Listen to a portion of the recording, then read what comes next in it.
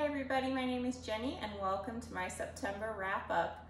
I had a really good reading month this month. I finished 8 books, I DNF'd 1 book, and I just started another book, which I don't think I'm going to finish before the end of September, so I'm going to go ahead and roll that one over into October. I am very excited to share these with you. I think I'm going to start out by sharing the book that I didn't finish, and that was Northwest by Zaddie Smith. I probably got about 100 pages into this one, and I'm really upset about it because in concept, Zaddie Smith seems like someone I would really like and enjoy, and I'm very intrigued by some of her other novels, especially on beauty. But with this book, I just couldn't stick with it. I had a really hard time following the plot and following the characters, and even at some points the dialogue was a little bit experimental, and I wasn't quite sure what was internal versus what was external. I would say that I really enjoyed the first set of characters in this book. The book is basically going and looking at different people's experiences living in Northwest London and kind of following their stories of growing up in these areas and the attachment that they have to these places. And I believe it jumps from set of characters to set of characters. The first set of characters was very profound, but then when we got into the second set, it just really lost me. So I'm a little bit disappointed in this one. Let me know if you've read Northwest and you've read some of Zaddie Smith's other works, if you think this is representative of all of her books, or if you think I would be better off giving her a try somewhere else. If you happen to watch my intimidating TBR video, which if you haven't, I'll go ahead and I'll link down below along with all the titles and authors' names to these books. But if you have watched that video, you might recognize the next couple of titles. This month, I finally picked up Pages for Her by Sylvia Brownrigg. Now this is the sequel that came out 20 years after Pages for You was published, and it tells the story of 2 women who meet at university and form this very intense, somewhat short-lived relationship, and then in this sequel they happen to meet 20 years down the road at like a literature and academia conference. And it's kind of talking about what has been going on for them in the last 20 years and how their lives have diverged yet been somewhat similar and how they've struggled. I enjoyed this book. I definitely didn't enjoy it as much as the first one. The writing style is somewhat dissimilar. The first novel is very descriptive and flowery and has this beautiful use of language, but this book was a little bit more cut and dry as far as like, this happened, she felt this way, the characters met up here. I don't know if the sequel was necessary to the first book. To me, this kind of reminded me of Margaret Atwood's The Testaments.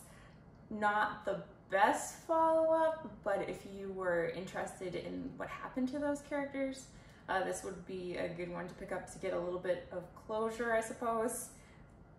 I liked this. I gave it 4 stars just because I thought it was very well written, but at the same time, not a lot happened. The plot was incredibly slow and also a little bit depressing, if that's the right word. I wouldn't necessarily recommend this unless it intrigues you. It intrigues you as far as what it is as a standalone book. I would recommend people to the first novel before I would recommend them to this one. Also in my intimidating TBR novel, I finally got around to The First Bad Man by Miranda July.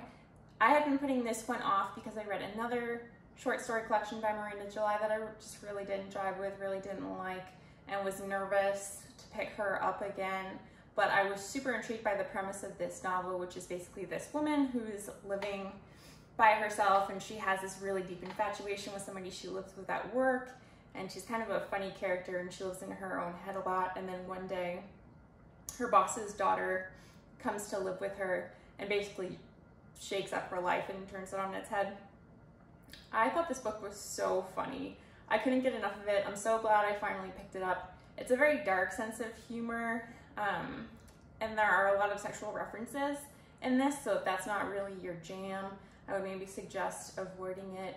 But it's just very sarcastic, book, very out there. So if you're into like more eccentric stories, I would recommend this one. I think the main character especially is just really a hoot, and it kind of says a lot about what we think when we're alone and how we kind of go about our days, like doing all these somewhat strange things, but because we're by ourselves, we don't question them. But then when someone else is around us, we kind of see how odd they really are. I'm really glad I picked this one up. I would be more willing to read her in the future now that I've read this novel. Okay, the next book that I read this month was The Five, The Untold Lives of Women Killed by Jack the Ripper by Hallie Rubenhold. If you're around on BookTube, you probably already have seen this one. I bought this the day it came in the mail. I started reading it. I was just so excited to get my hands on this. Basically, the story is looking at the 5 women that were killed by Jack the Ripper one at a time. So you have each woman's story, kind of her background, how she came to be in the position that she was when she was murdered. A lot of the time we think of the women who were murdered by Jack the Ripper as prostitutes or as women of the night, and this is basically saying there's a reason that these women were out on the streets when their murders happened, and that those circumstances weren't really things that they had personal control over, but they were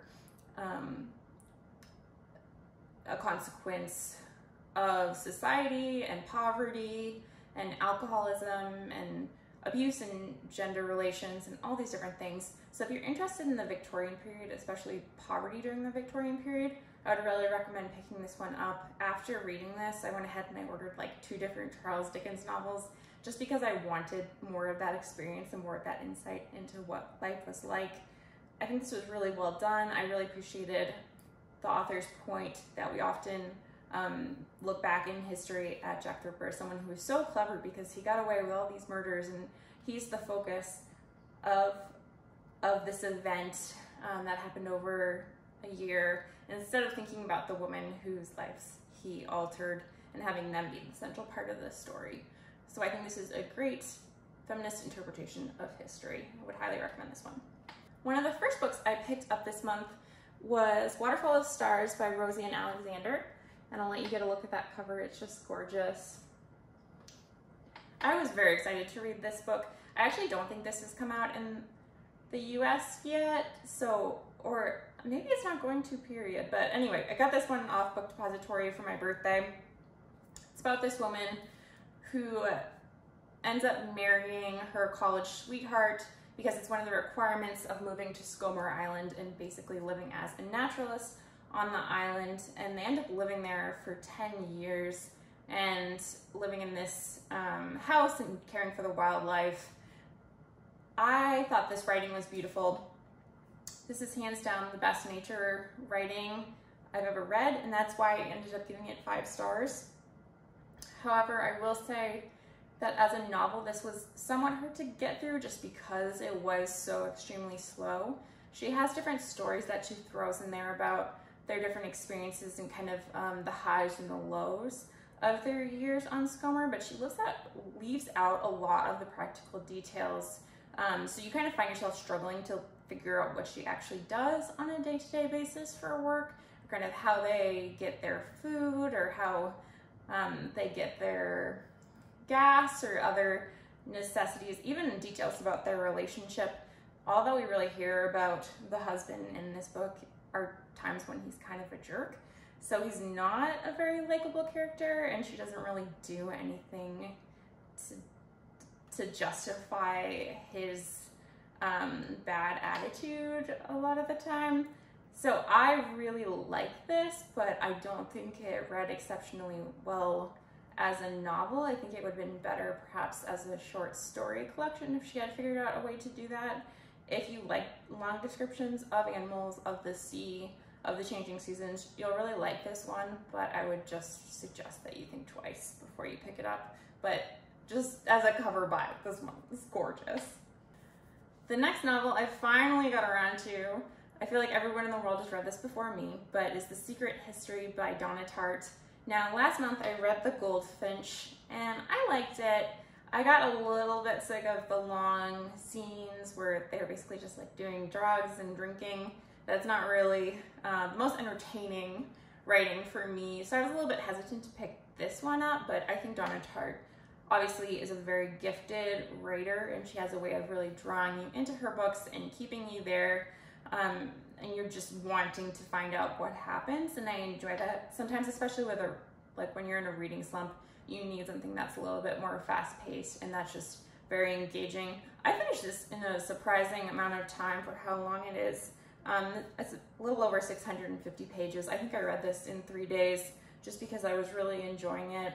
I've heard a lot of people say that they don't like this book because they think that the characters are very unlikable. And while I would agree with that, I think all the characters are like terrible human beings, and that there's like no justice in this novel.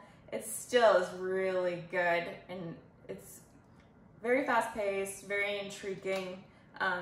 Yeah, I think there's a reason that it's so popular, and I think this is also a really good book for this season for fall.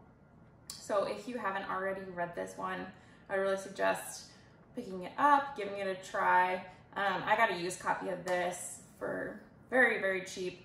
Not like you can't already tell, right? It's really beat up. But yeah, overall, really glad I picked this up. I don't think I'm gonna end up picking up Donna Tart's third novel because the plot doesn't really interest me that much, but I like this a lot more than I like The Goldfinch. Okay, the next book that I read this month, and one that is also fairly fitting for fall, is The Prodigal Summer by Barbra Kingslover. I really love Barbra Kingslover. I think that she's a very gifted writer. I think that she has a way of describing characters that just is really captivating and that makes you want to root for them. Her books, I find, also are very hard to put down, and I enjoy reading them sometimes once I've been reading more tedious books because there's no like digging that needs to be done in order to grasp what's happening. It's very clear. You can kind of let yourself relax while you read this. I ended up giving this 4 out of 5 stars. Overall, I really liked it, but the first half of the book was very, very quiet, and you don't really get a lot of action until the second half of the book, which when it came up was excellent, and it was very intriguing, but the first half is just very, very slow, and that made it difficult to get into. I really enjoyed the characters in here. I enjoyed all the stories. You're looking at, I believe it's 3 different like couplings of people that live in this small town in Appalachia, and their relationship to the land and to nature and to one another, and kind of the hardship of farming and the farming economy. This is very good. Not my favorite Kingslover. I don't think I would read this one again, but if you're a Kingslover fan, I think that this one is still worth picking up. It's a really good book. Okay, now I have a classic to share with you. I finally read Wuthering Heights by Emily Brontë. There's a little picture of Heathcliff on the front cover. I have mentioned this a couple times before, but I'm trying to read all of the Bronte's major works this year, maybe next year if I don't finish them by the end of December, which is looking more and more likely. I really enjoyed this. I thought it was just an excellent book. It's a classic for a reason. I was on my toes a lot, just very intrigued as to how things were going to resolve. It's again kind of a sad, dark book, but that seems to be very fitting for this time of year, so I'm glad that I picked it up when I did. Emily Brontë is very gifted, very unique compared to her sisters. Yeah, I gave this 5 stars. Okay, and last but not least, and I've actually recommended this book in a fall reads recommendations videos already, but this was my favorite book hands down that I read this month, and I think this is probably in my top 10 favorite books of all time, and that is The Idiot by Elif Batuman. Not sure if I'm saying that 100% correctly. I apologize. But this was a Pulitzer Prize finalist several years ago, and this tells the story of Celine, and she is arriving at Harvard for her freshman year, and she is finding that college is not quite what she thought it would be. All of her professors are incredibly pretentious and very just full of themselves. In one of her classes that she has to like interview for, I think one of my favorite and one of the most comedic scenes, the professor decides that he's not going to give a standard syllabus, and instead he's just going to give a list of all of his favorite books and movies that the students need to finish before the end of the semester.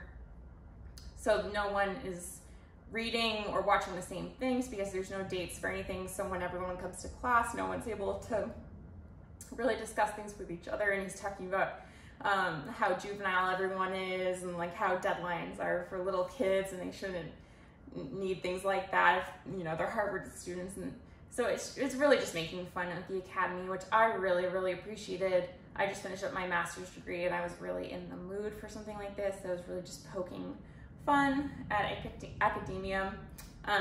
It tells you this on the back, so this is not a spoiler, but she falls for one of her classmates in one of her language classes and ends up following him to the Hungarian countryside for the summer as like the summer sort of internship experience. And as someone who studied Eastern Europe and who has been to that region before, I just found her descriptions of that country very apt and kind of the cultural customs to be very, very funny, very nuanced.